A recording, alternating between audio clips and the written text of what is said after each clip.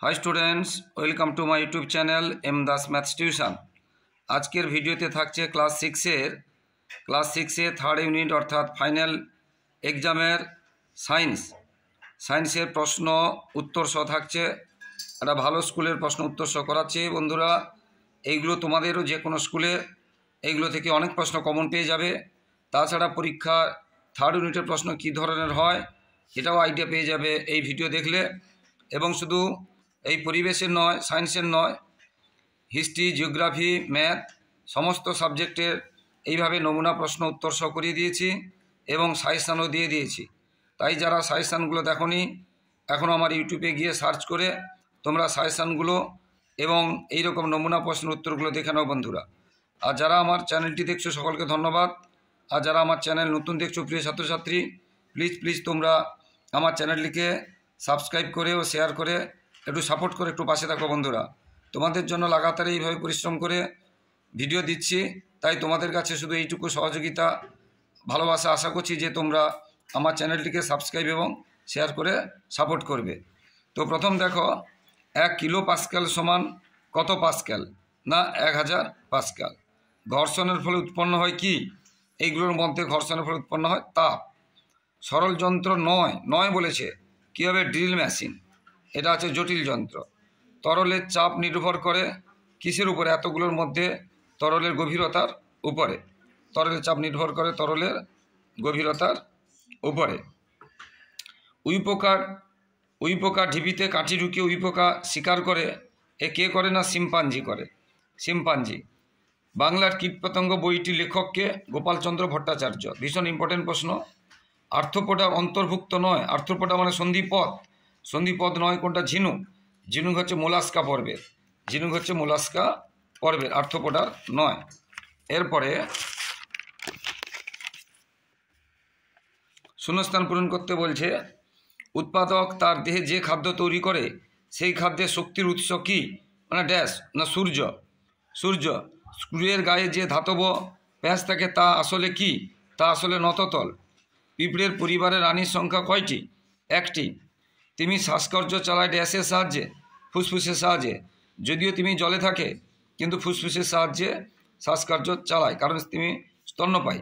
একক ক্ষেত্রফলের উপর প্রযুক্ত বলকে বলা হয় ড্যাশ। চাপ। একক ক্ষেত্রফলের উপর প্রযুক্ত বলকে বলা হয় কি? ড্যাশ। চাপ। ভীষণ ইম্পর্ট্যান্ট, একদম আসবে। একটি অনবীকরণযোগ্য শক্তির উৎস কি? কয়লা। পেট্রোলিয়ামও হবে, এটা কয়লা। একটি ব্যক্তবীজী উদ্ভিদের উদাহরণ হলো পাইনও হবে, সাইকাসও হবে। টিউবওয়েলের হাতল ড্যাশ শ্রেণীর লিভার? প্রথম শ্রেণীর লিভার। এবারে বাম পক্ষের সঙ্গে ডান পক্ষে মিলাতে হবে।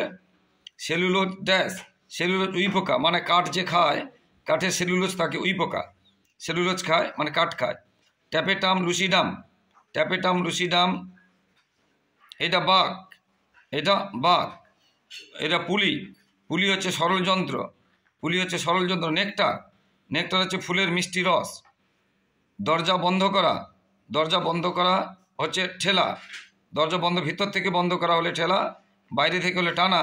কিন্তু এখানে কিছু বলা নেই, শুধু দরজা বন্ধ করা আছে, ঠেলা। টানা তো নেই, তাহলে ঠেলা হবে। ভীষণ ইম্পর্টেন্ট প্রশ্ন এগুলো।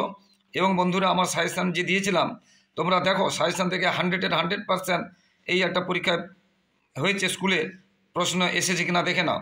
তাই বলছি বন্ধুরা, আমার সাজেশান যারা ফলো করবে তাদের পরীক্ষায় একদম টেনশান থাকবে না, সমস্ত প্রশ্ন লেগে যাবে। তাই আমার সাজেশান যারা এখনও ফলো করনি তোমরা অবশ্যই সাজেশানটা ফলো করে নাও। এরপরে যে কোনো 5টি প্রশ্নের উত্তর দিতে বলেছে। 1 নম্বরের, একটি দ্বিতীয় শ্রেণীর খাদক তার প্রয়োজনীয় শক্তি কোথা থেকে পায়? একটি দ্বিতীয় শ্রেণীর খাদক তার প্রয়োজনীয় শক্তি প্রথম শ্রেণীর খাদক থেকে পায়। বুঝতে পেরেছ? ধরো প্রথম শ্রেণীর খাদক গরু আর দ্বিতীয় শ্রেণীর খাদক বাঘ গরু খায়, তাহলে বাঘ কোথা থেকে শক্তি পাবে? গরু থেকে। আর গরু হচ্ছে প্রথম শ্রেণীর খাদক। এইরকম পতাকায় হাওয়া লাগলে তাতে ঢেউ খেলে, এই ঘটনাটি কোন নীতি দ্বারা ব্যাখ্যা করা যায়? তোমাদের বার্নৌলি নীতি আছে, বার্নৌলি নীতি দ্বারা ব্যাখ্যা করা যায়। পতাকায় হাওয়া লাগলে ঢেউ খেলে, এটি কোন নীতি দ্বারা ব্যাখ্যা করা যায়? বার্নৌলি নীতি। ব্যাটারি চালিত খেলনায় শক্তির রূপান্তরটি লেখো। ব্যাটারি চালিত খেলনায় শক্তির রূপান্তরটি হবে রাসায়নিক শক্তি থেকে। খেলনায় গতিশক্তি হয়, শব্দ শক্তি হয়, তাপ শক্তি হয়। বুঝতে পেরেছ? রাসায়নিক শক্তি থেকে অর্থাৎ ব্যাটারিতে যে রাসায়নিক শক্তি আছে সেখান থেকে শব্দ হতে পারে, খেলনায় তাপ হতে পারে এবং চললে যান্ত্রিক হতে পারে, বিভিন্ন রকম শক্তি হয়। বুঝতে? অর্থাৎ রাসায়নিক থেকে আমরা এইগুলো আমরা পাচ্ছি। জলে সাঁতার কাটার জন্য মাছের লেজের পাখনার ভূমিকা কী? লেজের পাখনা হালের মতো কাজ করে, নৌকার হালের মতো কাজ করে, অর্থাৎ দিক নির্ণয়ে সাহায্য করে। একটি স্পর্শহীন বলে উদাহরণ দাও। চৌম্বক একটি স্পর্শহীন বল। মশাবাহিত দুটি রোগের নাম। ম্যালেরিয়া, ফাইলেরিয়া, ডেঙ্গি, এগুলো হচ্ছে মশাবাহিত রোগ। ডেঙ্গি এবং ম্যালেরিয়া মশাবাহিত রোগ। যে কোনো 5টি প্রশ্নের উত্তর দাও। ব্লাবার কি? তিমিতে আছে। তিমির যে অগ্রপথ সাঁতারের জন্য একটা পাখনার মতো হয়েছে তাকে ব্লাবার বলে। এটা তোমরা আচ্ছা, ব্লাবার আর ফ্লিপার, তিমির যে পুরু চর্বি স্তর, বুঝতে পেরেছো, ত্বকের নিচে, ব্লাবার আর ফ্লিপার কিন্তু মোস্ট ইম্পর্ট্যান্ট আছে। কার্যকর্তা প্রয়োজন। পিঁপড়ের সমাজে চাষি পিঁপড়ের ভূমিকা কী? চাষি পিঁপড়েই খাদ্য সংগ্রহ করে, চাষি পিঁপড়েই পরিশ্রম করে, গর্তও করে, চাষি পিঁপড়ে রানী পিঁপড়ের লক্ষ্য নজর রাখে। এটা সমাজে চাষি পিঁপড়ের ভূমিকা। এরপরে একবীজপত্রী দ্বিবীজপত্রীর মধ্যে পার্থক্য নাম দেখে বুঝতে পেরেছো। একবীজপত্রী মানে বীজপত্র একটা থাকে ফলের মধ্যে, দ্বিবীজপত্রী মানে দুটো বীজপত্র থাকে বীজে, ফলে না বীজে। বীজে দুটি বীজপত্র থাকে, যেমন লাউ। একবীজপত্রী যেমন ধান, গম।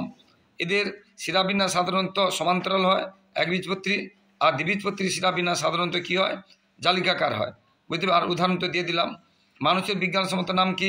হোমোসেপিয়েন্স। মেরুদণ্ডী প্রাণীর রাজ্যের শ্রেণীবিভাগ।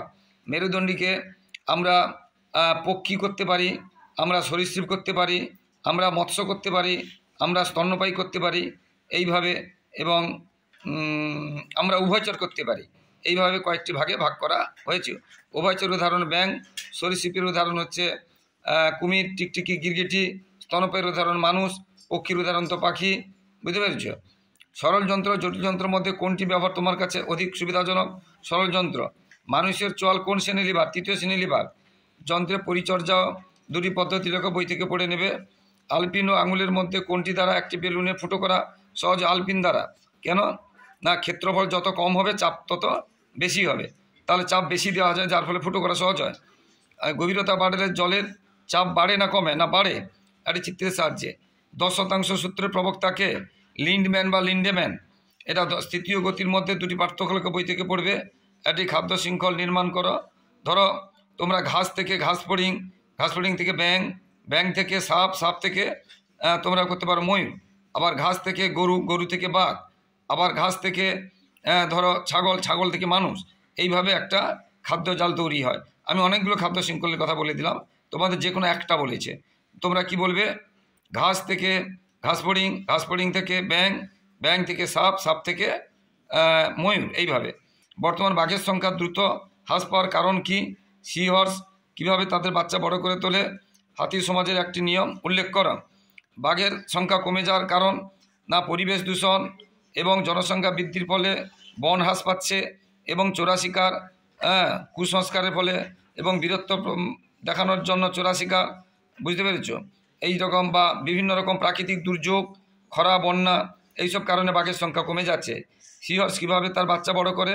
সিহর্স তার নিজের জীবন দিয়ে তার বাচ্চাকে বড় করে। হাতি সমাজের নিয়ম কি? না হাতি সমাজের কোনো হাতি যদি দলছুট হয়ে মানুষ সমাজে চলে আসে, তাহলে সেই হাতিটিকে আর বন্য হাতি দলেরা তাকে আর ফেরত নেয় না। এটা হাতি সমাজের নিয়ম। তো এইভাবে প্রশ্নগুলো হয় বন্ধুরা।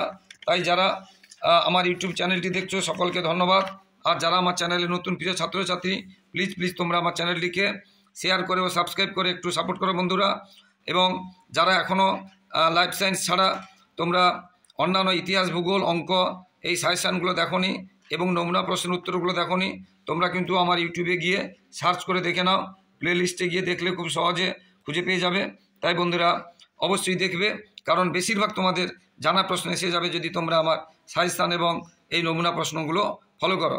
সবার পরীক্ষা ভালো হোক বন্ধুরা, সবাই খুব ভালো থাকো, সবার ভবিষ্যৎ ভালো হোক। জয় হিন্দ, বন্দে মাতরম।